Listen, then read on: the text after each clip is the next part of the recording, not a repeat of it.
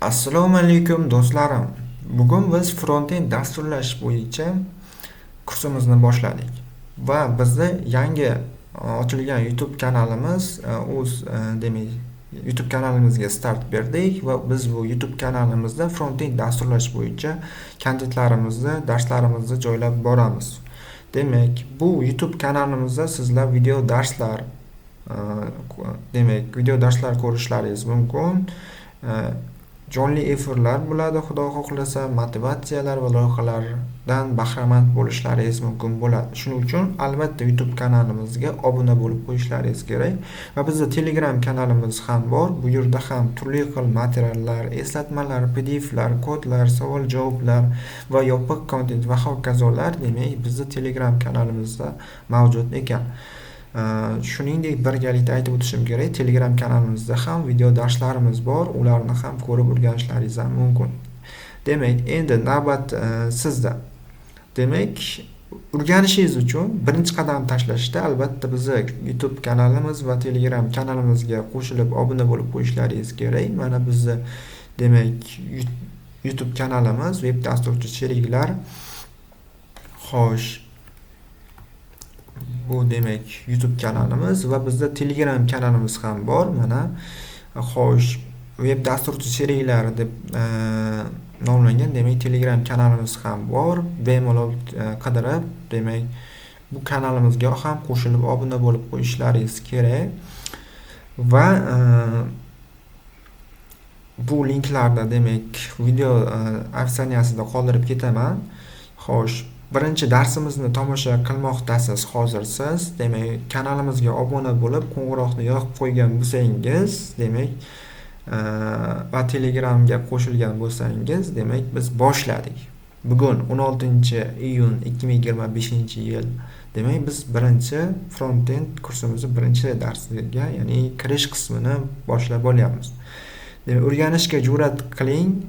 Albatta siz frontend dasturlashni biz orqali osongina o'rganib olishlaringiz mumkin. Va biz iloji boricha sizlarga tushunarli qilib o'tishga harakat qilamiz. Do'stlaringizni taklif qiling, keling birga o'rganamiz, birga o'samiz. Demak, biz boshladik.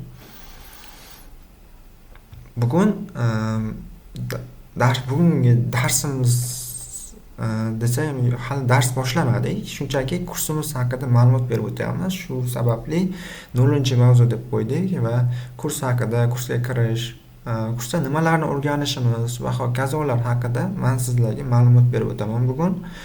Va agar shu frontend kursini o'rganish bo'yicha sizga demak qiziqish paydo bo'lsa, albatta kanalimizga obuna bo'lib qo'ying.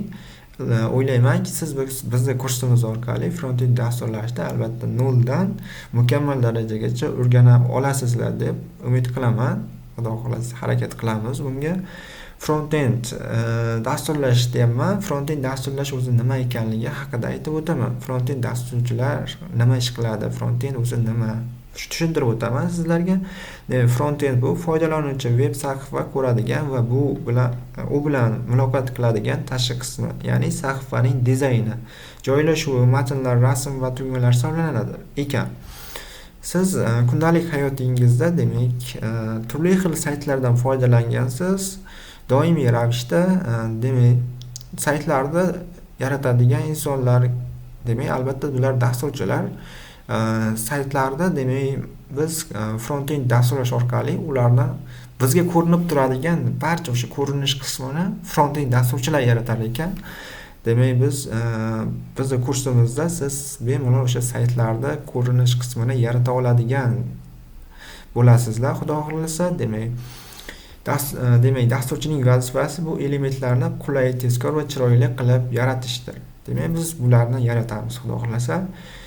Yaratishni o'rganamiz. Frontend dasturchi nima qiladi? Demak, frontend dasturchining ishi, nima qilishi haqida gaplashamiz. Sahifa strukturasi, ya'ni HTML texnologiyasini o'rganadi frontend dasturchi bo'lish uchun. Keyin CSS, demak dizayn va bezak berish uchun CSS va dizayn frameworklarni o'rganadi.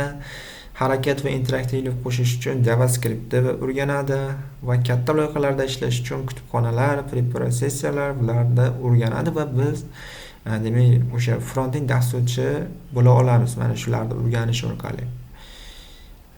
Ko'rayotganingizdek, demak biz o'rganadigan texnologiyalarda nima vazifa bajarishini bu yerda ko'rsatib o'tyapti. Dizayn demak, birinchi navbatda sahifa tuzilishi strukturasini yaratib olish uchun HTML texnologiyasini o'rganar ekanmiz. Keyin dizayn va bezak qo'shish uchun CSS ni va dizayn frameworklarini o'rganar ekanmiz. Keyin harakat va interaktivlik qo'shish uchun JavaScript, katta loyihalarda ishlash uchun kutubxonalar, preprosessorlarni o'rganar ekanmiz. Front-end texnologiyalari va ularning vazifalari. Xo'sh, birinchi navbatda yuqorida sanab o'tdim. HTML dedim. HTML nima? Birinchi demak o'sha front-end kursini boshlaganimizda albatta har doim birinchi o'rganadigan texnologiyamiz bu HTML hisoblanadi. Ya'ni biz HTML ni o'rganishdan boshlaymiz, demak front-end dasturlashga ilk qadamimizni qo'ygan bo'lamiz. Front-end dasturlashda nima HTML da yoyilmasi Hypertext Markup Language hisoblanar ekan, ya'ni web sahifa tuzilishini yaratadi, matn, sarlavha, rasm, tugma joylashtirar ekan. Demak, HTML orqali biz strukturasini, tuzilishini yaratib olar ekanmiz o'sha saytimizda va u saytimiz strukturasini yaratganimizdan keyin unga demak dizayn qo'shishimiz kerak, turli xil bezaklar, chiroyli ko'rinish keltirishimiz kerak. Xullas, o'sha uchun demak biz CSS texnologiyasini o'rganar ekanmiz. CSS Cascading Style Sheets yo'llanmasi bo'ladi. Demak, web sahifaga rang, sherif, joylashuv, animatsiya berar ekan. Web dizayn yaratishda muhim hisoblanadi demak CSS. CSS dan so'ng bizda demak JavaScript texnologiyasi bor, ya'ni bu dasturlash tili hisoblanadi. Buni olib sanab o'tganlarimiz HTML va CSS bular dasturlash tili emas, belgilash tili hisoblanadi. Ya'ni o'sha JavaScript bizda demak dasturlash tili hisoblanar ekan. Ya'ni bu ham front-end ham back-end uchun JavaScript shu tufayli universal dasturlash tili hisoblanadi. Bu web sahifaga harakat, aqllilik va interaktivlik qo'shadigan dasturlash tilidir. HTML va CSS, ya'ni bu ko'rayotganingizda HTML va CSS demak biz uni strukturasini va turli xil bezaklar, animatsiyalar qo'shib olsak HTML CSS orqali, endi biz uni yana ham interaktiv ko'rinishini, harakatga kelishini saytimizda turli xil demak ya'ni ham interaktiv va jozibador animatsiyalar qo'shish biz JavaScript orqali amalga oshirar ekanmiz. Lekin foydalanuvchi biror narsa qilganda, masalan, tugmani bossa, forma to'ldirsa, javob kiritsa, javob qaytarish, hisob-kitob qilish, ya'ni bu ko'rinish beradi HTML CSS. Lekin bu narsalarda qo'shishimiz uchun, ya'ni o'zgartirishimiz, yana narsa qo'shishimiz va hokazo, IP dan ma'lumot olish, bularning barchasini demak JavaScript orqali bajarilar ekan. Zamonaviy front-end texnologiyalari deb biz demak SAS da olishimiz mumkin ekan. SAS bu CSS ning kuchliroq versiyasi hisoblanadi, ya'ni zamonaviy front-end texnologiyalari hisoblanadi. O'zgaruvchilar, funksiyalar, mikserlar bilan ishlaydi, kodni soddalashtiradi va tartibga soladi. Va bizda Bootstrap texnologiyasi ham bor. Bu ham demak tayyor CSS va JavaScript komponentlari to'plami hisoblanadi. Responsive dizayn yaratish juda oson. Tugma, model, navbar, grid, tizim bor deyapti. Bu narsalarda hozir men sanab o'tayotgan narsalarda albatta nima ekanligini ham uncha bilmayotgan bo'lishlaringiz mumkin. Mana tugma, model, navbar, grid bular hammasini o'sha o'rganib o'tamiz darsimiz davomida. Demak, Tailwind CSS, Utility Free CSS Framework, har bir effekt uchun maxsus sinf bor. HTML ichida yoziladi, tez va oson prototiplash imkonini beradi. Va bizda React.js bor, ya'ni JavaScript kutubxonasi hisoblanadi va Facebook tomonidan ishlab chiqilgan katta murakkab web ilovalar yaratishda ishlatiladi. Komponentlar orqali sahifa qismlarini boshqaradi ekan. Xo'sh, demak, biz kursimiz davomida mana shu sanab o'tayotgan texnologiyalarimizni o'rganar ekanmiz. Front-end texnologiyalari birgalikda qanday ishlaydi? Demak, HTML tuzilmasini, skletini yaratar ekan, demak, bizning saytimizda tuzilishini, skletini yaratib berar ekan. va CSS unga ko'rinish, dizayn beradi. Keyin biz Sass'ni o'rganamiz. Katta dizaynlar uchun ilg'or CSS hisoblanar ekan. Bootstrap'ni o'rganamiz. Tezkor responsive dizayn uchun tayyor komponentlar hisoblanadi. Tailwind CSS moslashuvchan yozishda tez utility klasslar demak taqdim etar ekan. JavaScript harakat, interaktivlik qo'shar ekan saytimizga. React tez, modulli va murakkab ilovalar uchun kutubxona kutubxona hisoblanar ekan xullas. Kursdan maqsad: sizni HTML orqali frontend olamiga olib kiramiz va keyinchalik siz quyidagilarni mustaqil o'rgana olasiz. Oddiydan murakkabgacha veb sahifalarni yaratish, dizaynni mustaqil berish, JavaScript asoslari, Bootstrap va Tailwind orqali funksiyalar ko'rinish, React orqali kuchli ilovalar yozish. Demak, frontendni o'rganib nima bo'ladi? Shaxsiy sayt yarata olasiz. Keyin siz frontend o'rganganingizdan so'ng portfolio yaratib ish topishingiz mumkin.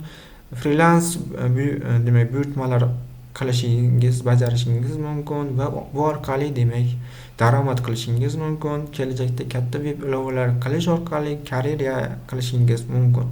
Endi siz frontendning keng va zamonaviy dunyosi haqida tasavvurga egasiz.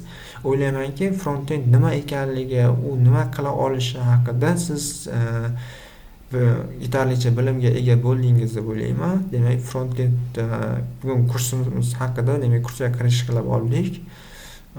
Keyingi darsimizda Xudo xohlasa, demak, birinchi mavzuni boshlaymiz. HTMLga kirish, ya'ni birinchi o'sha sanab o'tgan texnologiyamiz HTML edi. Keyingi darsimizdan demak HTMLga kirish, HTML teglari, sarlavha teglari, matn va tarkib teglari va hokazolar haqida demak biz gaplashishni boshlaymiz. Bizni keyingi darslarimizni o'tkazib yubormaslik uchun o'sha demak video boshida aytganimdek o'sha YouTube kanalimizga obuna bo'lib qo'ng'iroqchani yoqib qo'ying. Albatta bizni yangi chiqqan darslarimizni, keyingi darslarimizni o'tkazib yubormaslik uchun bu bizni qo'llab-quvvatlang va Xudo xohlasa sizlarni qo'llab-quvvatlashlaringiz bilan biz keyingi darsimizni boshlaymiz. Va kursimiz Xudo xohlasa davomiy bo'ladi. Albatta sizlar qo'llab-quvvatlasalaringiz albatta. Xo'sh, keyin Telegram kanalimizni aytdim. Bu Telegram kanalimizga ham obuna bo'lib qo'yingizlar. Albatta biz davom etamiz. Hammaga sog'lik, demak sog'-salomat bo'lingizlar. Bizni darsimizni, bizni kursimizni demak kuzatib boringizlar. Sizlarga bilim demak o'rgatishda davom etamiz. Sog' bo'lingizlar.